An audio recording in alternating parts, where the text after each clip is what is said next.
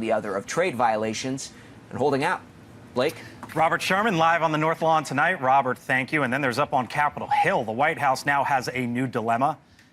How to get Elon Musk to stop trashing the president's key legislative item. Musk, who left his role as a special government employee just last week, posting today on his platform that lawmakers should kill the bill.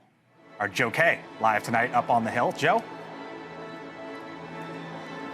Yeah, and I can tell you that's not going to happen, but it's something they've got to contend with. For the second day in a row now, Senate Republicans have been meeting behind closed doors, trying to hammer out this big, beautiful bill. We were told today they made some incremental progress from senators afterwards, some smaller things they handled. The bigger questions like, can they cut more spending? Can they avoid adding to the deficit? That still needs to be worked out. One senator told me, look, we got like 53 guys and like 75 different viewpoints. So obviously that's going to be a challenge for them. Elon Musk is the elephant in the room. Listen to Speaker Mike Johnson this morning about this. I talk to President Trump, all the time, multiple times a day. Obviously, we've talked about this. As you know, he's not delighted that Elon did a 180 on that. But look, I don't know what happened in 24 hours. Everybody can draw their own conclusions about that, okay? But I look forward to talking to my friend about it again, and I'm not upset about it. So, Blake, we were asking senators today, does what Musk says matter? Many of them came out of the meeting today, said, actually, no, they don't think so. They're in the room doing the work. They're policymakers, and they said a lot of it is just noise. All right, our Joe Khalil live tonight up on Capitol Hill, the opposite of a golf voice there, trying to talk over the music in the background. Joe, thank you. All right, so here's a breakdown of what is in the big, beautiful bill. It extends, for example, the 2017 Trump tax cuts, raises the cap on state and local tax deductions, known as SALT. It eliminates taxes on tips for many, a major campaign promise of the president, and makes major changes as well to Medicaid. But the bill is more than 1,000 pages long. There's a lot in there, as you might imagine. Here's just a few things we saw that you might not have heard about in other places. For example, it introduces a new fee for asylum seekers. It deregulates gun silencers, puts funding towards America's 250th anniversary celebration next year. It limits certain tax breaks for sports team owners and prevents states from regulating AI for 10 years. The last one there, if you were watching us last night here on the Hill, that caught the eye of the Congresswoman Marjorie Taylor Greene, who voted for the bill when it passed the House, but now wants that AI provision removed.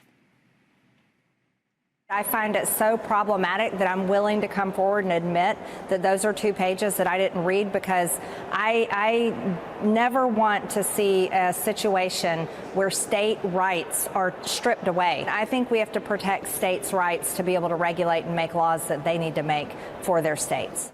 All this, of course, as President Trump meets with Republican senators who, depending on sort of which senator you talk to and whatever their issue is, some of them are worried about the total cost of the bill and its potential impact on the national debt. Lots out there on this day. Mark Short joining me now, former Chief of Staff to Vice President Mike Pence, and Elizabeth Pipko is the former spokeswoman over at the RNC. Hello to you both. Thanks for being here. Appreciate it. Thanks for having me. Those are 3 big challenges before the president, right? You've got all of a sudden this Musk moment. You've got China and you got Russia. Let's start with the big, beautiful bill. You were the one of the very big key players in the first tax bill in 2017. Elon Musk all of a sudden sort of inserting himself into this. Joe Kay sort of hit on this, Mark.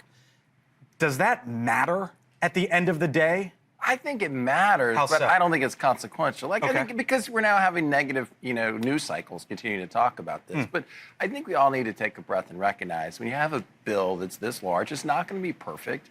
But the reality is that the alternative of having a $4.5 trillion increase on the American people is a very negative consequence. And so I think there's a lot to be supportive. You're talking about if the bill isn't passed and then taxes There's a lot to be supportive. And I think it's a little bit rich for a guy who made his fortune on the back of American taxpayers with subsidies to electric vehicles and direct payments from the federal government for his space initiatives to all of a sudden say the bill has too much pork in it. So there you go. You're a little you're a little leery of Musk, right? And I guess this is sort of the new. Is this a new friction within the Republican Party? No, I think that Musk did a great service with Doge. I think it's great to find spending cuts, but at the same time, I think it's hard for him to be in a position of saying the bill has too much pork when his whole fortune has been created off the backs of American taxpayers. This came out of nowhere. I don't know if it came out of nowhere, but it's just sort of here. I mean, he was there in the White House getting the key to the White House just a handful of days ago, and now you got Mike Johnson being like, what happened in the last 24 hours? Right. I don't think this means he wouldn't still get a key to the White House, right? People disagree. Elon Musk is not a lifelong Republican. I don't even know if he's a Republican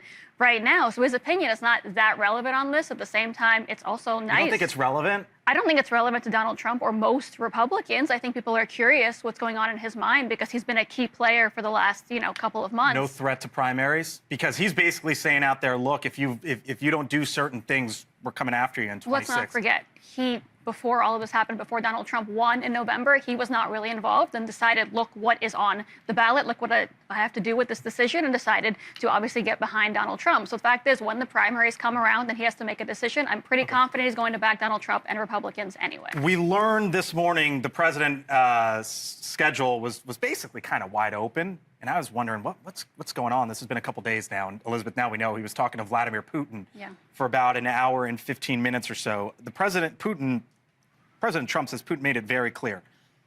Russia is not going to stop bombing Ukraine anytime soon. He said it was a phone call about attacks on both sides. It was a good conversation, but not a conversation that will lead to immediate peace. Where does Trump go from here now? Because he talked about solving this thing on day one.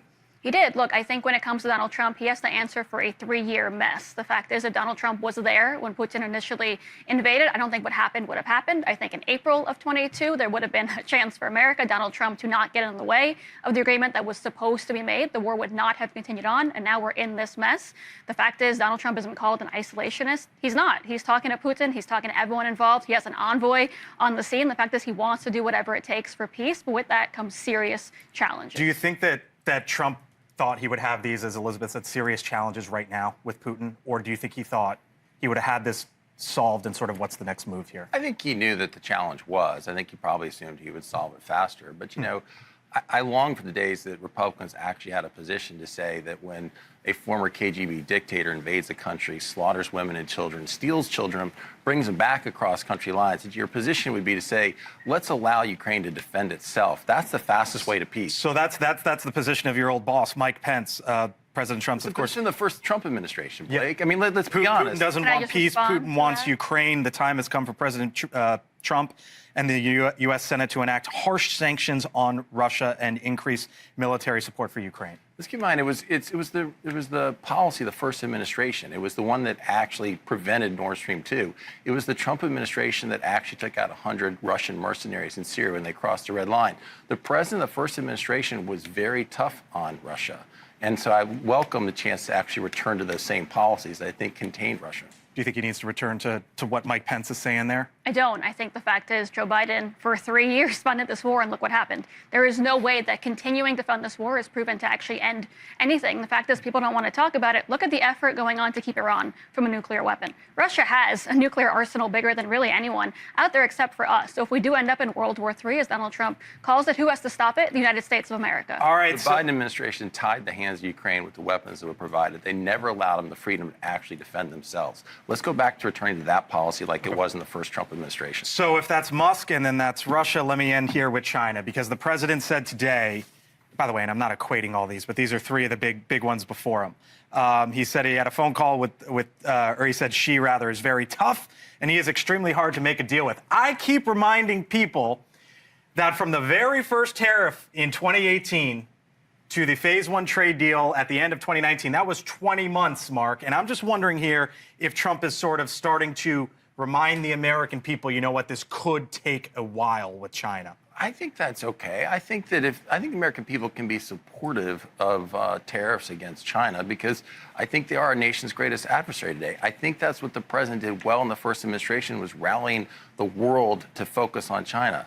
I think the challenge is when you assess tariffs across the globe universally, to friend and foe alike, it's harder now to rally our allies against China, number one. And number two, I think that for China, what they've seen is this when you have this tariff policy universally and the bond markets react as they did, I think Xi probably feels like he can wait this out because he knows that there'll be a negative consequence in the market. Is that what he's doing here?